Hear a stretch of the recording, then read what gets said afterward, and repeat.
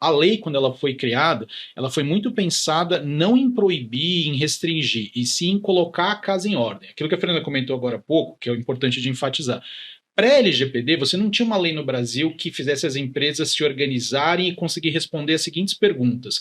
Quais dados você usa? Com quem você compartilha? Onde você armazena? Para quais finalidades você de fato utiliza isso? Quando você perguntava para a empresa média, para a startup média, a resposta é: eu pego o máximo de dado possível e depois eu vejo o que eu faço. Tem dado que nem é necessário. Né? Exato. E aí...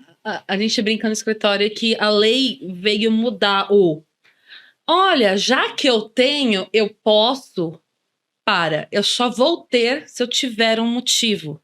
E isso é extremamente importante e isso é benéfico para as empresas. É difícil elas enxergarem. Mas com essa lei tem suas penalidades. Então, assim, num eventual problema, um hacker, vazamento de dados, se eu tenho dados excessivos, né, dados mais que eu não preciso, eu tenho um maior número exposto a esse tipo de questão. E talvez uma penalidade maior. Então, a organização, a gente fala isso para todas as empresas que a gente conversa. E é o mais importante. A lei não veio proibir negócio nenhum. A lei não veio impedir negócio nenhum. Tudo que é feito hoje dá para continuar sendo feito hoje. Só tem que organizar um pouco o processo. Então, assim, eu falo muito pro time de marketing. Gente, não surtem. Não precisa odiar a lei. Vamos organizar. Quem vai odiar é o time jurídico que vai ter que documentar o que vocês querem fazer. E acho que o mercado, a gente passa muito essas coisas, esses terrorismos, né? A mídia programática vai acabar. Isso, assim, tudo tem sempre um terrorismo em relação às coisas, né?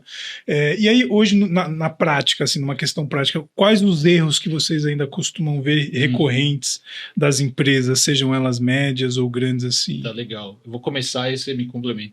Acho que, assim, o primeiro erro é não entender que a lei não veio para engessar. Às vezes a gente pega muitas... Apesar do perfil do escritório, a gente atende mais empresas grandes que têm equipes internas e já conhecem mais a lei, às vezes até conhecem leis de fora, de onde tem a matriz. Às vezes tem muito o seguinte lógica.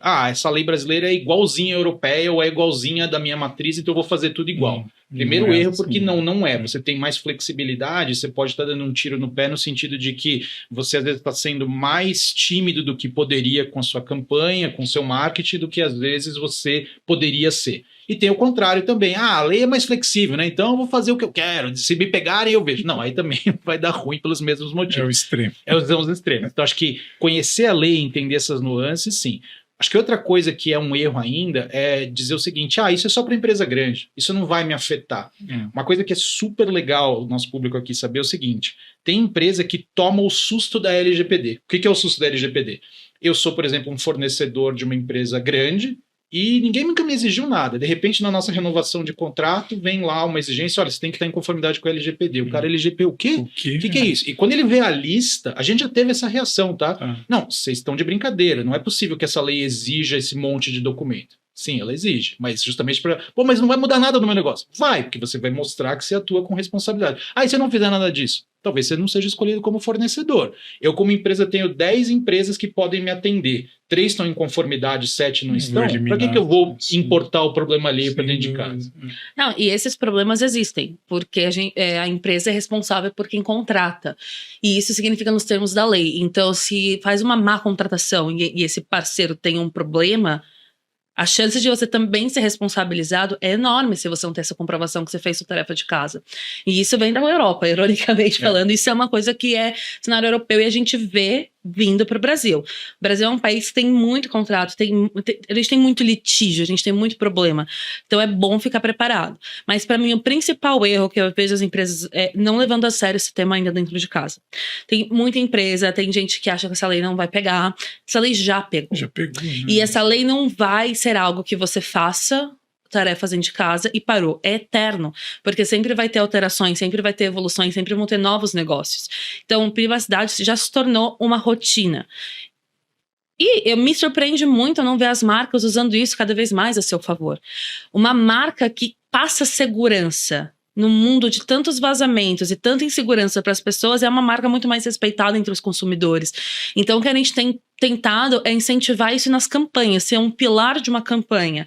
Use a privacidade a seu favor. Meta tem feito isso, você vê as últimas campanhas, a Apple já surfou nisso, o Itaú fez uma propaganda sobre... O Santander, acho que também fez. Santander fez. Então, assim, eu acho que se eu fosse abrir uma startup hoje, eu ia começar com isso, junto com o produto, porque é o que a gente mais tem insegurança nos dias de hoje. Então, o maior erro é um mercado ainda assim. Tem gente que não leva a sério essa questão ou simplesmente deixa para outro lado. Ah, é custo, não é time de lucro, não é time comercial, não vamos olhar com tanta atenção. Só que a autoridade está olhando com atenção. E lá fora, que tem alguns debates mais avançados, o pessoal queria colocar um P no ESG, dizendo que o privacy deveria ser um desses pilares. E se você vê as grandes marcas estrangeiras, elas já colocam nas suas estratégias aí de negócio para os próximos 5 anos, considerar a privacidade como um diferencial competitivo. Ou seja, às vezes a gente ainda se depara com empresários... Mas eu acho uma loucura, devia ser básico, né? A privacidade. Eu concordo contigo, mas é que a lógica deles é mais ou menos a seguinte: a gente tem que ir além do que a lei me exige. Eu tenho que ter ferramentas facilitadas, eu tenho que comunicar o que eu faço. Né? Exatamente. Entra um pouco no que você acabou de perguntar. Puxa, como que eu explico melhor para as pessoas como essa cadeia funciona? Olha, deixa eu te explicar. E não por uma política de privacidade de 40 páginas. Deixa eu tentar te educar um pouco melhor como isso acontece. Parte do nosso trabalho, inclusive, é super divertido. É, às vezes, transformar esses textões numa coisa palatável, numa coisa que faça sentido para as pessoas. Né? Esse é um grande diferencial. Quando o Marcel fundou o escritório, a gente começou a discutir, eu falei para ele, vamos ser honestos aqui. Eu tenho zero habilidade de pegar um texto jurídico e deixar ele 100% não jurídico. Porque eu percebi que eu fui educada assim, na faculdade, no meio e tal. Então, a gente tem gente no escritório que não é formado em direito, que é formado em publicidade, comunicação, para isso. Que consegue. Eles que vão revisar. A gente tem que garantir que o que eles mudam mantém o fundamento jurídico. Mas o jeito... não pode ser um advogado que vai fazer. São esses novos tempos, né?